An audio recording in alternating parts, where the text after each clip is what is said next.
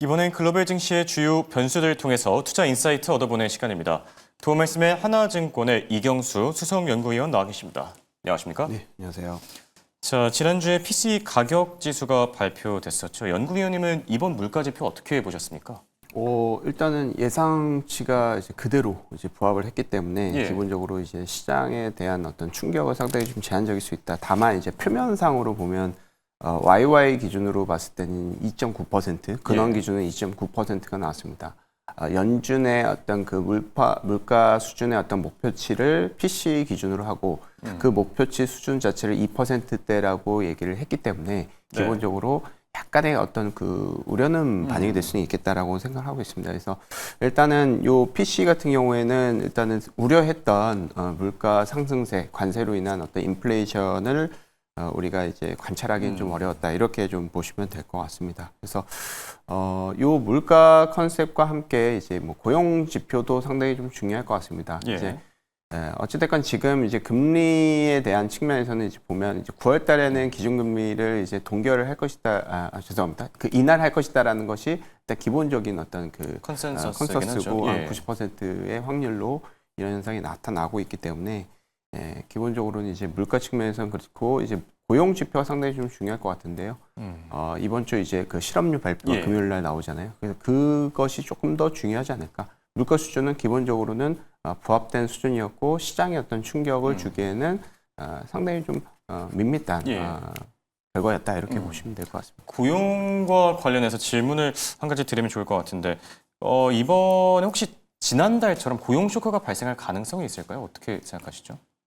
고용 쇼크는 언제든지 일어날 수는 있죠. 일단 기본적으로 이제 잭슨홀에서 파월 의장도 일단은 고용 시장이 뭔가 과거와는 좀 다르다라는 것을 이제 인식을 한 것 같고 이민자들이 많이 이제 좀 줄면서 기본적으로 수요와 공급이 모두 둘 다 이제 줄었다. 그래서 지금 우리가 이제 그 금리를 갖다가 어떤 그 우리가 어떤 이제 조절을 할 때 고용 지표의 어떤 새로운 어떤 이런 뉴 노멀을 갖다가 어떤 이제 정책적으로도 반영을 할 것이다라는 측면으로 봐야 될 것 같습니다. 그래서 기본적으로는 이제 고용 지표라든지 실업률이 조금 소위 얘기해서 금리 인하 측면에서는 좀 부담스러울 수 있는 상황까지 나타날 수는 있겠지만은 기본적으로 그런 것들은 이제 뉴노멀 컨셉으로 다시 좀 해석을 하게 된다면 고용이 안 좋다라는 컨셉을 갖다가 금리 인하의 재료로 나타나기는 좀 어려운 측면도 분명히 있을 수 있다 이렇게 판단하고 있습니다. 네.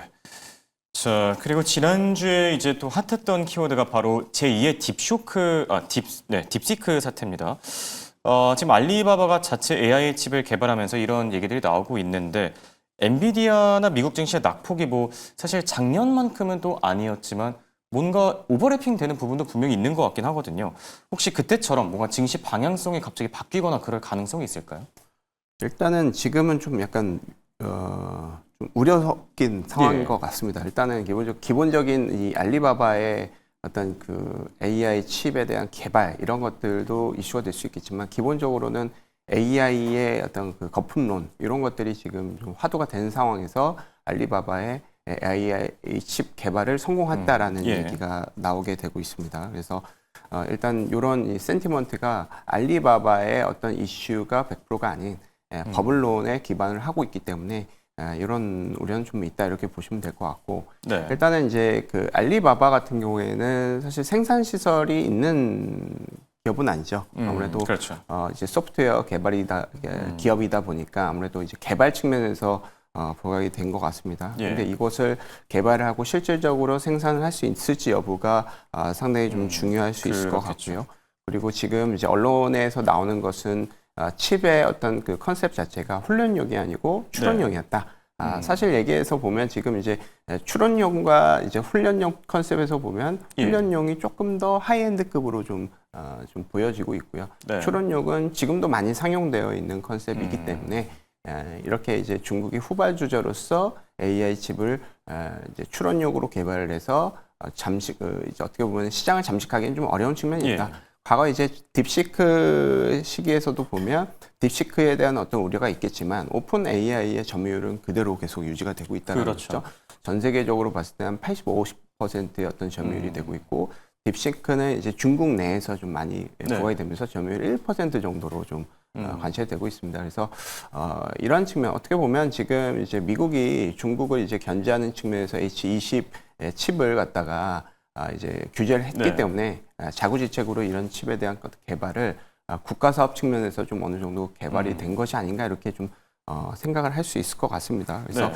일단은 이 알리바바의 어떤 그 사태를 갖다가 우리가 이제 어떻게 보면 시장의 어떤 그 조정이 나타나게 되면 결론적으로는 좀 약간 9월 달에서 10월 달 측면에서 우리가 저점 매수를 해야 되는 것이 아닌가 생각을 하고 있는데요. 네. 왜냐하면 이제 알리바바에 대한 어떤 그 우려는 있겠지만 일단 미국의 기업 실적은 상당히 좀 견조하다라는 컨셉을 우리가 좀 각인을 해야 될 것 같습니다. 예. IT 실적도 지금 뭐 반도체 기준으로 봤을 때 엔비디아도 그렇고 전체적인 IT 반도체 실적이 엄청나게 상향 조정이 되고 있고요.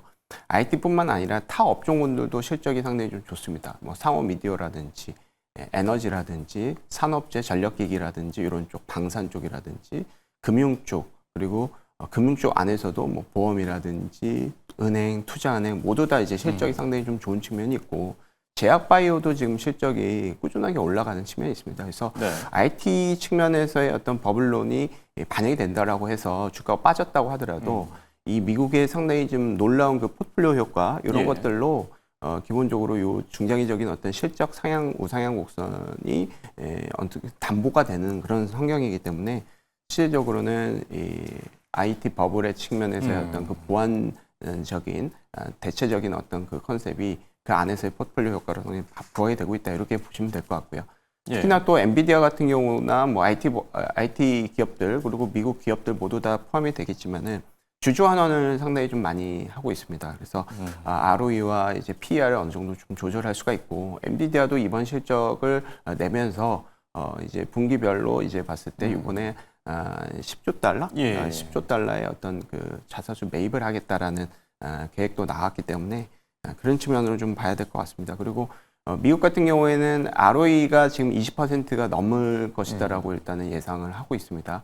한국 같은 경우에는 한 10% 정도 되고요. 네. 유럽도 한 12%, 13% 정도 되는데 이 추세 자체가 미국 같은 경우 우상향 곡선을 꾸준하게 그리고 있고 여타 지역들 같은 경우에는 그냥 이제 횡보하는 그런 모습이 관찰되고 있습니다. 그래서 ROE의 격차가 벌어지게 되면 아무래도 해당 국가, 미국의 어떤 그 주가에 대한 어떤 그 프리미엄이 계속 반영이 될 수밖에 없습니다. 그래서 이런 측면을 좀 고려를 한다면 사실 이제 AI의 버블도 그렇고 알리바바의 어떤 그 AI 칩 쇼크 이런 것들에 대한 어떤 그 이 우려가 어느 정도 약간 불식될 수도 있는 네. 중장기적인 어떤 흐름, 펀더멘털을 미국이 보유하고 있는 것이 아닌가 이렇게 저는 판단을 하고 있습니다. 네.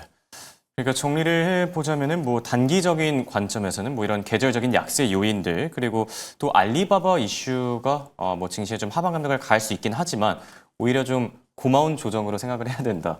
이런 맞습니다. 기간 동안에는 중장기적인 관점으로 봤을 때는 뭐 점진적인 매수가 유리하다 이렇게 진단을 해주셨고요.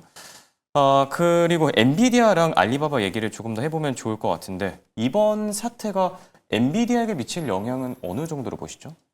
엔비디아가 사실은 미국 증시를 대표하는 그 기업이긴 할 것 같습니다. 그래서 네. 엔비디아가 떨어지게 되면 미국 증시는 이제 어쩔 수 없이 조정을 받을 수밖에 없다 이렇게 생각을 하고 있습니다. 그리고 지금 이제 IT 버블과 많이 지금 비교가 되고는 있는데요. 일단은 우리가 이제 IT 버블 측면에서 그 사례에서 우리가 얻을 수 있는 교훈은 선제적인 그 IT 버블 이후에 전체적인 경기라든지 기업 실적이 안 좋을 때 선제적으로 금리 인하를 하게 되면 IT 버블이 일어나지 않을 것이다라는 이제 결론으로 이제 귀결이 되는데 네. 기본적으로 지금 이제 9월달에 금리 인하 확률이 거의 90%고 지금 이제 어떻게 보면 조금 선제적으로 이런 이제 우려를 반영을 할 수 있다. 이렇게 선제적으로 정책적으로 이것을 좀 컨트롤 할 수 있는 그런 컨셉이 일단 미국의 어떤 그 정부의 어떤 네. 컨셉인 것 같습니다. 그래서 일단은 미국에 대한 어떤 그 정책이 IT 버블 측면하고는 좀 다르다. 약간 국가주의 측면이 있고 정부 주도적으로 기업 실적과 경기에 대한 어떤 그 방향성을 모니터링을 하고 있고 이것을 정책적으로 이제 언제든지 빠르게 반영할 수 있다는 측면이 좀 다를 것 같고요. 엔비디아의 PER 자체가 잘 아시겠지만 이제 34배 정도로 그렇게 높지는 않은 환경입니다. 그리고 나스닥의 평균이 한 28배 정도 됐기 때문에 엔비디아가 엄청나게 고밸류에이션을 좀 이제 반영을 하고 있다 이렇게 보기엔 좀 어려운 측면이 있습니다.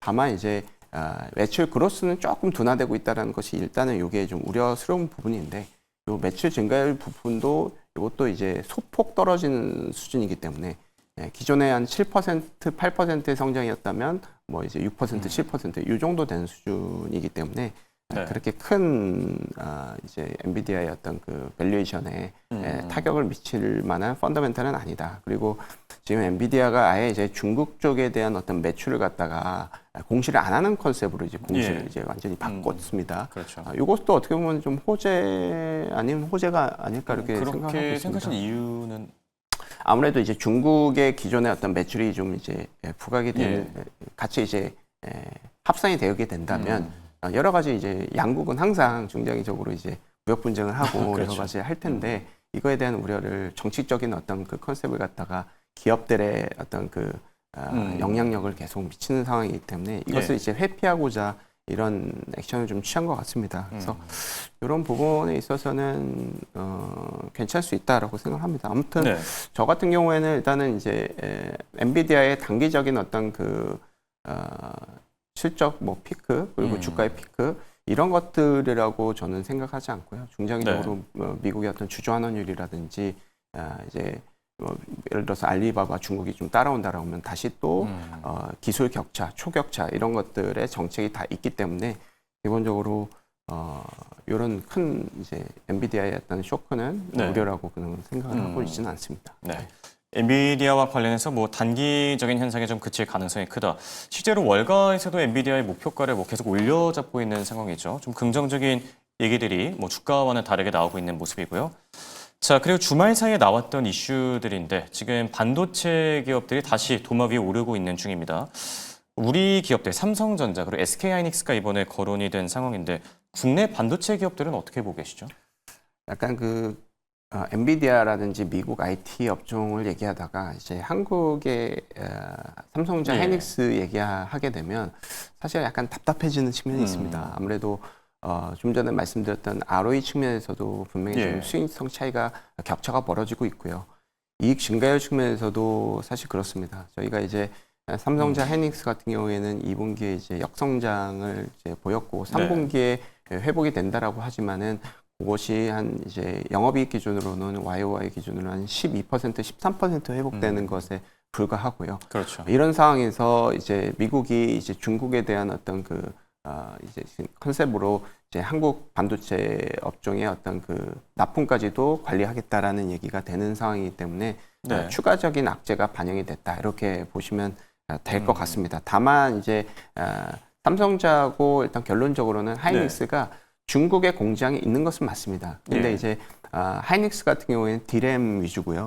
삼성전자는 낸드 공장이기 때문에 HBM 관련한 공장은 모두 다 국내에 있는 상황입니다. 그래서 일단 이 미국이 우려하는 중국의 어떤 그 AI 관련한 어떤 그 이제 개발을 위한 한국 반도체의 어떤 그 공급은 상당히 좀 제한적일 수 있다라고 좀 보고 있고요. 이런 것들은 아무래도 좀 계속해서 좀 협의가 좀 필요한 부분이 아닌가 이렇게 생각을 하고 있습니다. 그래서 저희는 이제 지금 상황에서는 IT 측면에서의 어떤 악재가 분명히 있긴 있는 것 같습니다. 불확실성이 좀 부각이 되고 있다. 그렇기 때문에 한국은 지금 전체적으로 센티먼트 측면에서도 원화가 계속 좀 강세를 보이고 있는 측면이 있어요. 달러가 떨어지고는 있지만은 기본적으로 펀더멘털 측면에서 괴리가 있기 때문에 엔화랑 위안화와 좀 다르게 원화는 계속 약세를 보이는 측면에 외국인들의 매도세를 야기할 것이다라는 측면은 부각이 될 수 있습니다. 그리고 펀더멘털 측면에서도 계속해서 누체해서 말씀드리지만 글로벌 대비해서 좀 약한 상황이 좀 부각이 되고 있습니다. 그렇기 때문에 지금 뭐 IT 측면에서도 약간 우려가 되고 전체적인 어떤 센티먼트 측면, 펀더멘털 모두 다 우려가 되는 환경에서 믿을 것은 정부 정책이 아닐까 생각이 듭니다. 계속해서 주주 환원 정책이 세제 개편을 통해서 약간 정책에 대한 기대감이 좀 떨어진 것이 맞기는 한데요.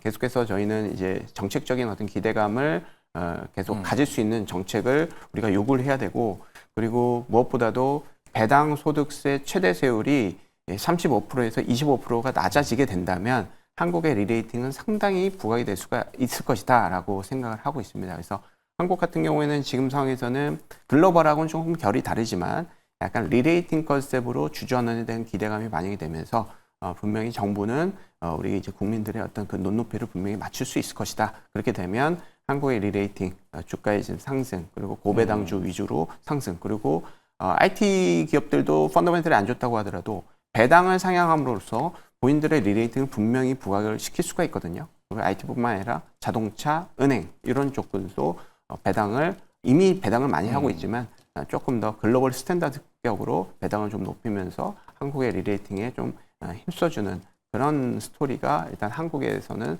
가장 좀 좋은 시나리오가 되지 않을까 이렇게 생각을 하고 있습니다. 네, 말씀해 주신 대로 좀 증시 활로를 찾을 수 있도록 우리 정부가 도와줬으면 하네요.